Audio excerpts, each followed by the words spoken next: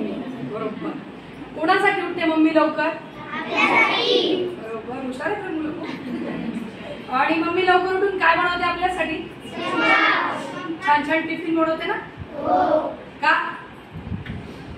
मला भूक लागते ना शाळेमध्ये. त्याच्या मागचा अर्थ असा आहे, आपली आई सर्वात दररोज सगळ्यात पहिली उठते, आपल्यासाठी छान टिफिन बनवते. का? माझ्या मुलीने शाळेत जावं, व्यवस्थित खावं, शिक्षण घ्यावं. बरोबर ना? मला सर्वांना मोठं व्हायचंय ना? आमच्यासारखं बनायचंय का आमच्यापेक्षा आणखी जास्त?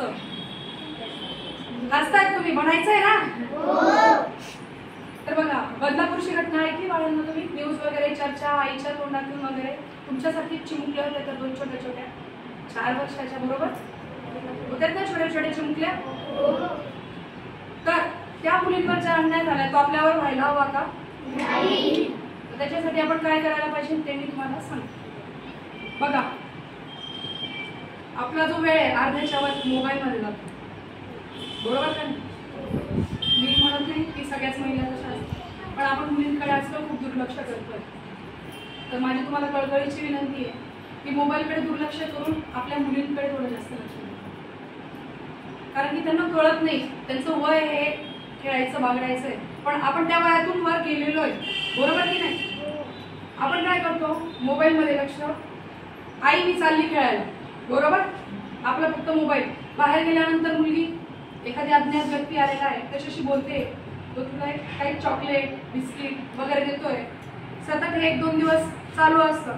मग तो पण व्यक्ती ऑब्झर्वेशन करतो की ठीक आहे, महिला आईच्या मोबाईलमध्ये मुलगी बाहेर खेळते. तो व्यक्ती अचानक तिसऱ्या चौथ्या दिवशी येतो, चॉकलेट देतो, बिस्किट देतो आणि मुलीसोबत काहीतरी गैर प्रकार करतो. मुलगी घाबरलेली असते, घरी येते, मम्मीला काहीच सांगत, पण ती आतल्या आत काहीतरी विचार करत असते. तुम्ही म्हणतात की सडनली हिच्यामध्ये एवढे चेंजेस का झालेले?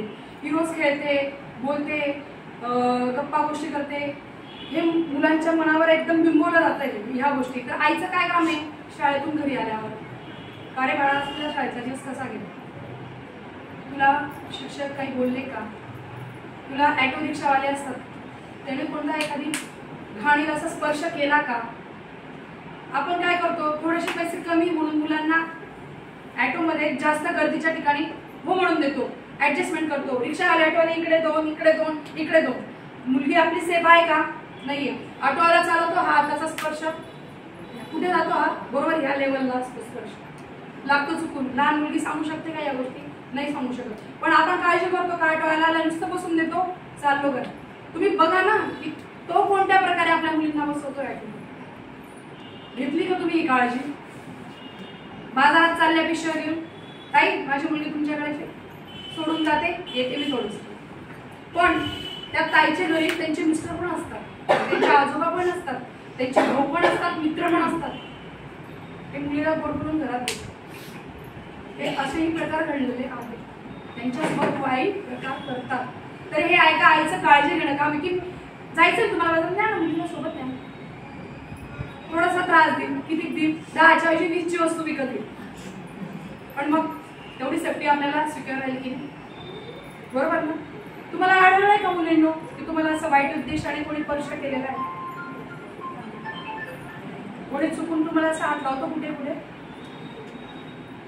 तुम्हाला माहिती का बॅड टच आणि गुड टच का असतात? माहिती आहे? बॅड टच माहिती आहे, गुड टच माहिती आहे? चला तुम्हाला आता एक शॉर्ट दाखवते मी, बॅड टच गुड टच. आता माझे स्पर्श बघायचे सर्वांनी. हा काय झाला? शेजारच्या काकांनी आणि मावशींनी किंवा मुलाने हात ठेवला, काय झाला? Good touch. हा काय झाला? मावशीकडे लक्ष ठेवायचं, दीदीकडे काय करते ती. हा कोणता टच आहे?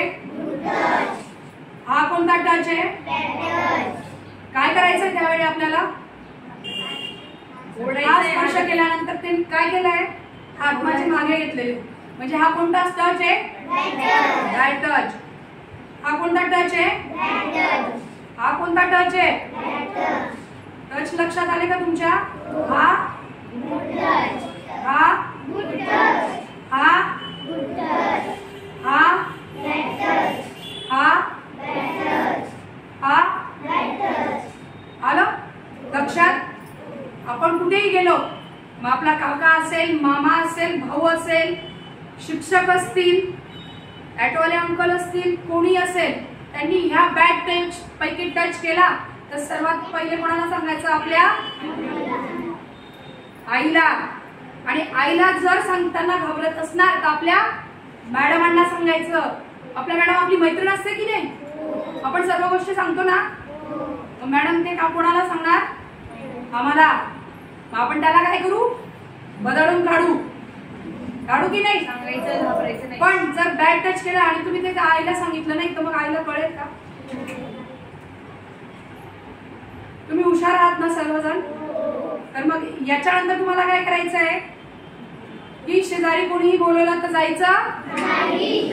मम्मी जर मोबाईल बघत असेल तर मम्मीला काय सांगायचं? मोबाईल बघू नको, आमच्या सोबत खेळ, आम्हाला वेळ दे, मोबाईलला नको वेळ देऊ.